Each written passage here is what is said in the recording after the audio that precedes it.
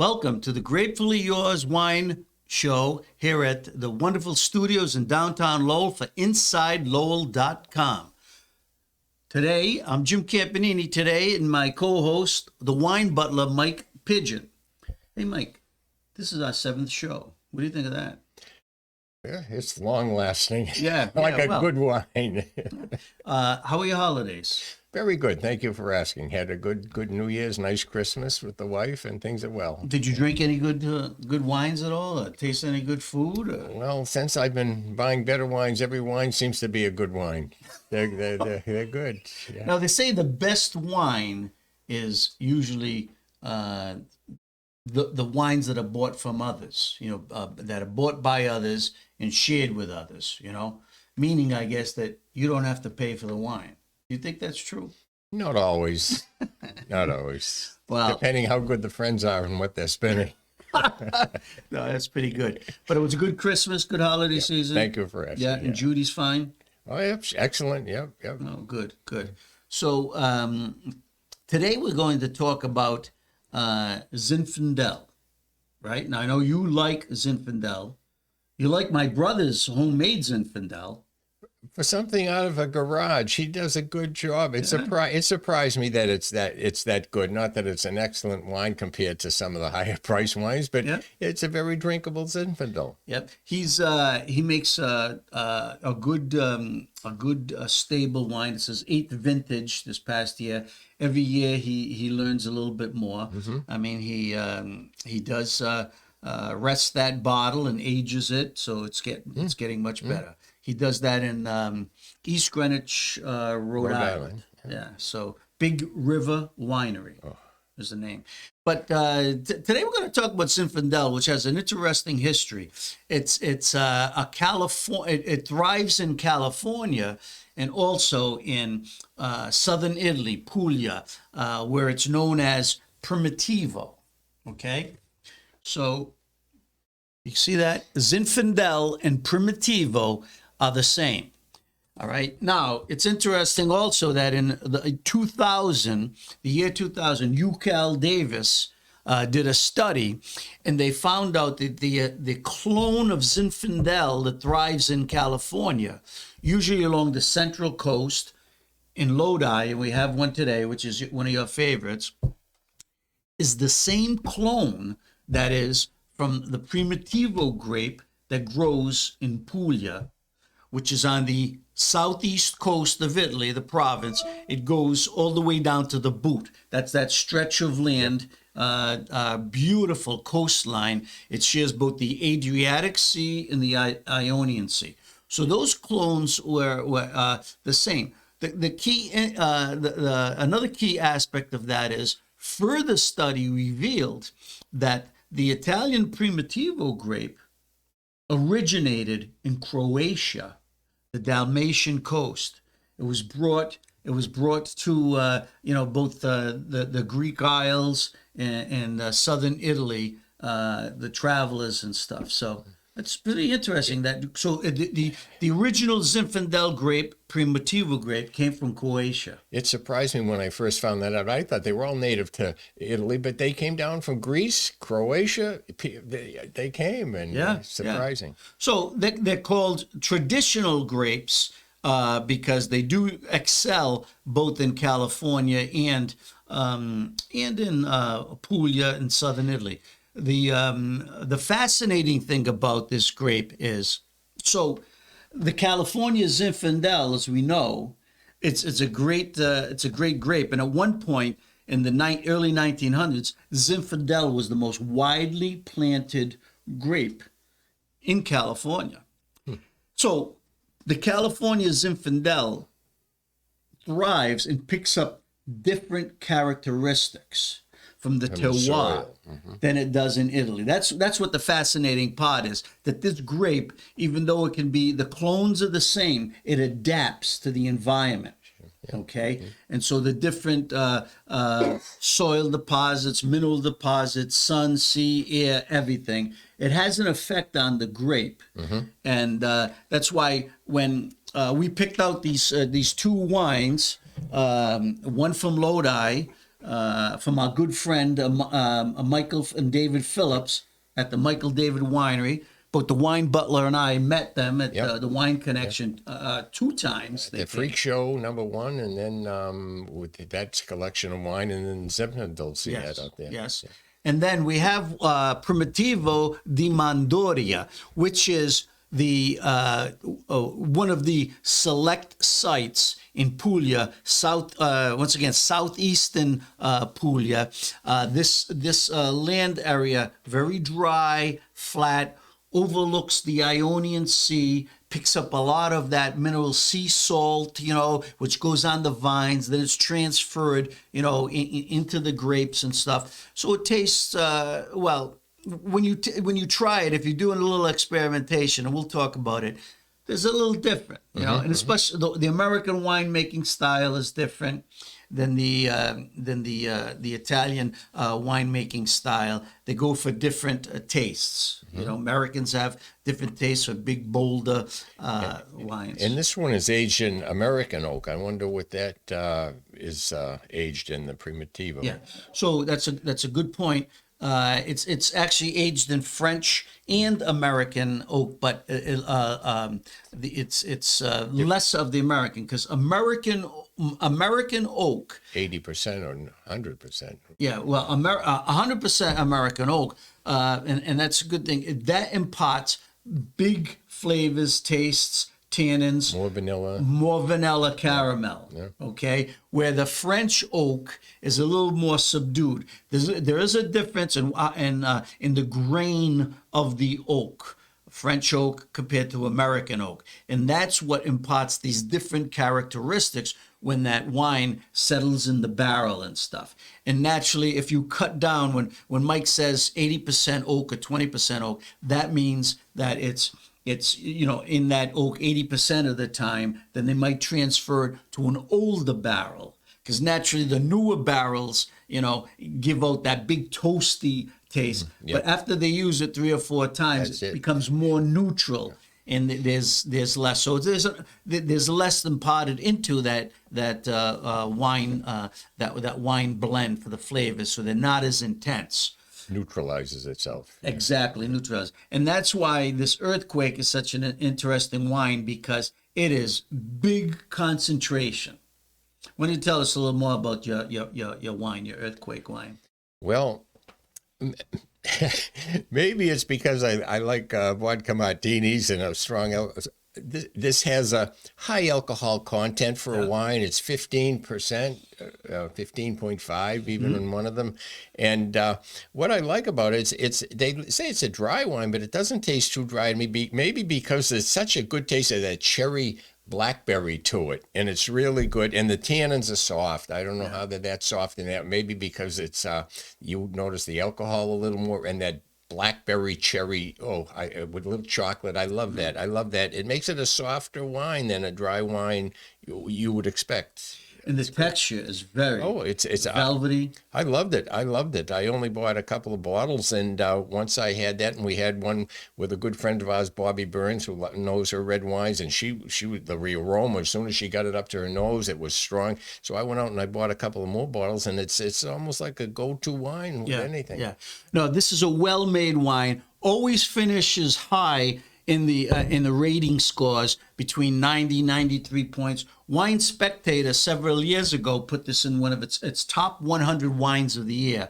I think that was 2021 or 2020. It always gets a great rating because it's a delicious wine. And when I say made in the American style, it's big, bold, robust. The flavors are great, but the texture is so smooth, velvety, fruity, and it's almost got, when I say fruity, it's got that sweetness. But interesting that Mike mentioned the 5.5% alcohol. 15, yeah. Yeah, 5% alcohol level in it, because most Zinfandels are high alcohol because they are a high sugar grape.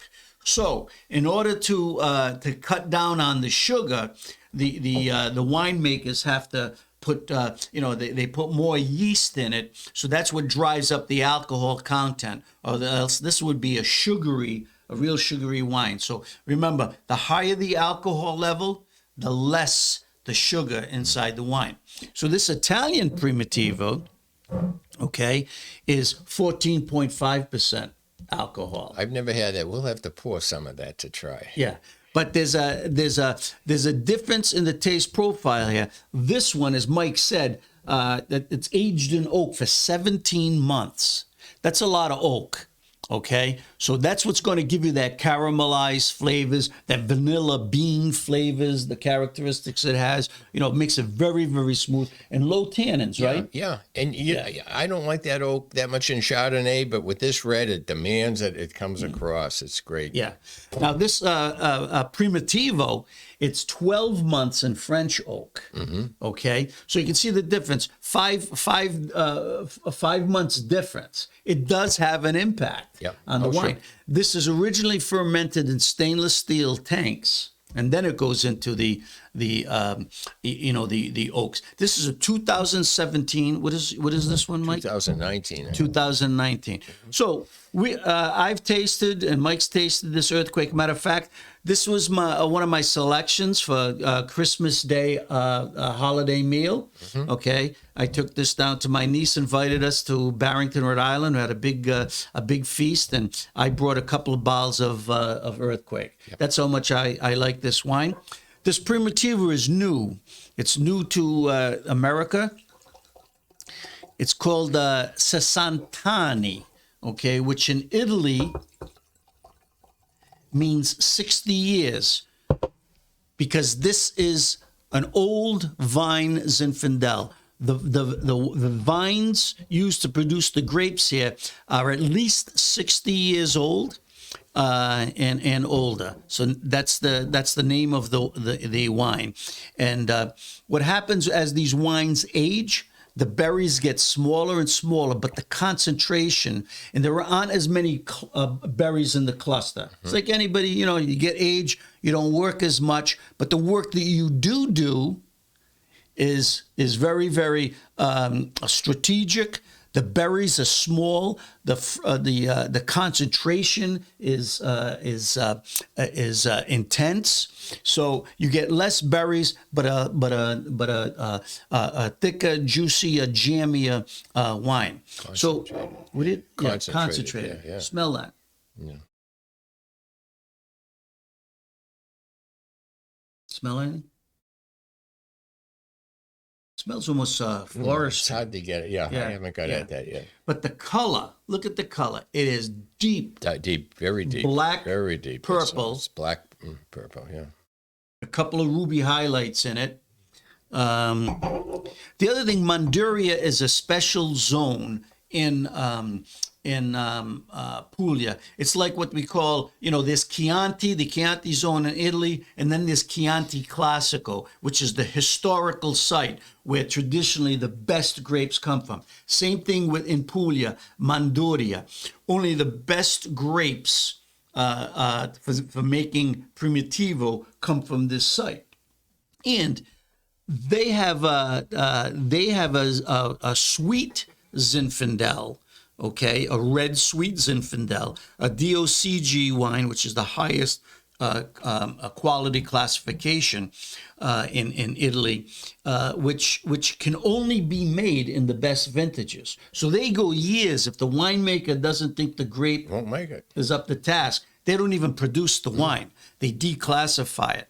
So the thinking goes over to the making of the regular red that we have. This Primitivo too. They make it, but only during the most the best years. Okay, they make this wine. So we're gonna taste this. We're gonna swirl it, have a little taste, and Mike, tell me what your impressions are.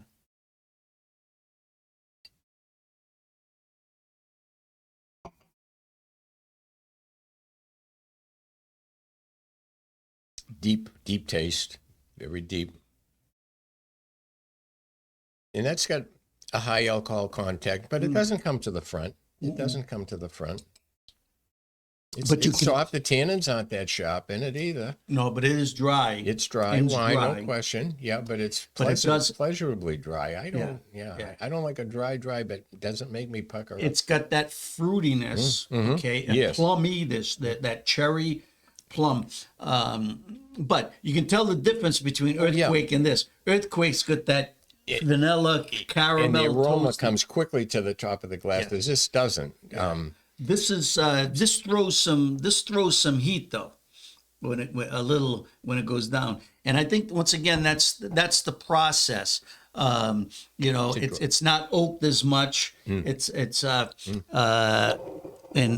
boy, but it's got a beautiful taste. Deep and rich. Deep and rich. It does. Nice. So this wine, like I said, is new. Sam Messina at the Wine Connection just brought this in. It's a 2017, so it's been aged, you know, for about 5 years. Okay, sitting in bottle, and it's maturing very, very nicely. Both these bottles will last, you know, probably a decade with proper cellaring. Now this goes the one I buy at Sam's out at Wine Connection, it goes for 26, but out there he's giving it for 22, so that's why I buy a few bottles. What are they getting for that? $30. $30. Yeah. Yeah. It's a six. Yeah. But so both of them are good values because you get a lot in these wines, and these wines will go well with a big hearty meat, ragu, bolognese, steak, any kind of big meat, grilled meats. That'll be Nice prime rib end cut. Prime, bring that home. yes, very good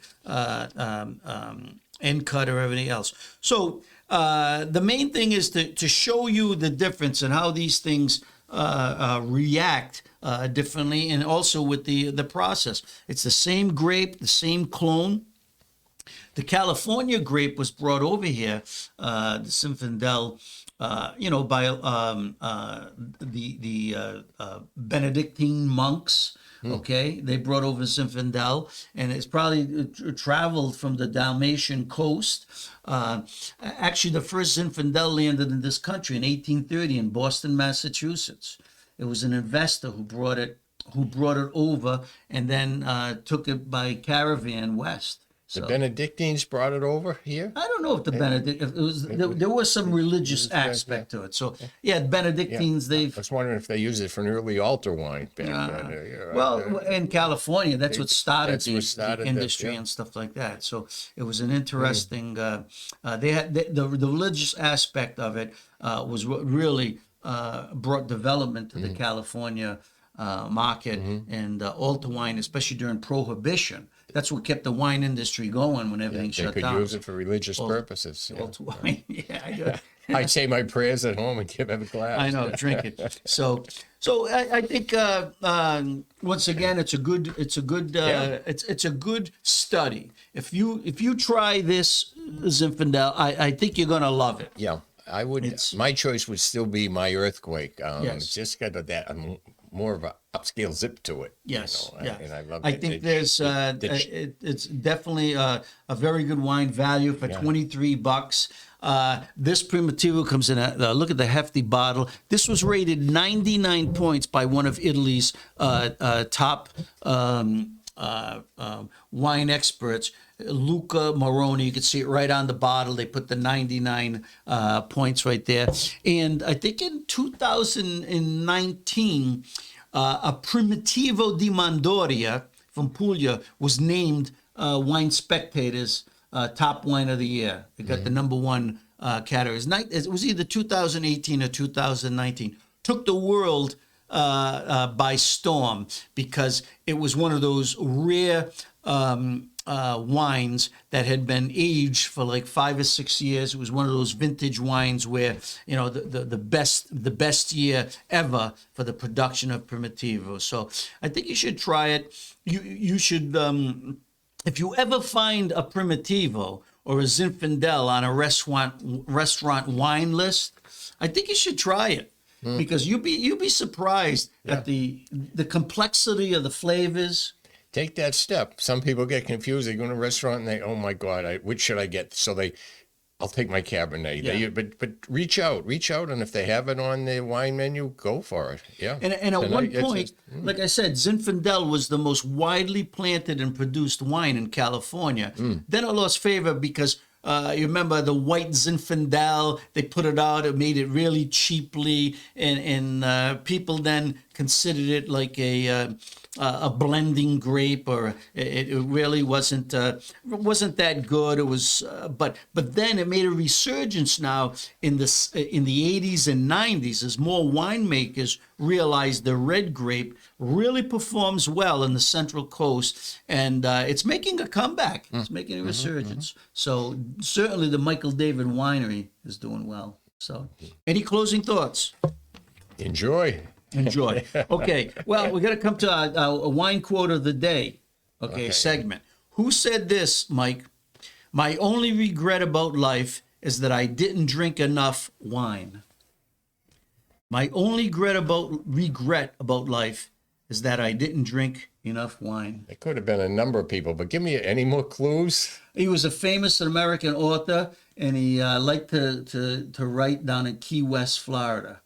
He also had an affinity for Cuba. He spent some time. He wrote The Old Man. Ernest Hemingway. Ernest Hemingway. Congratulations. My fisherman buddy. I thought you were going to say me. No, I taught him how to fish. Okay. Well, listen, until the next show, okay, we wish you have a great week, and may the wine be with you. Always. Enjoy. When you drink it, it's always with you for a while.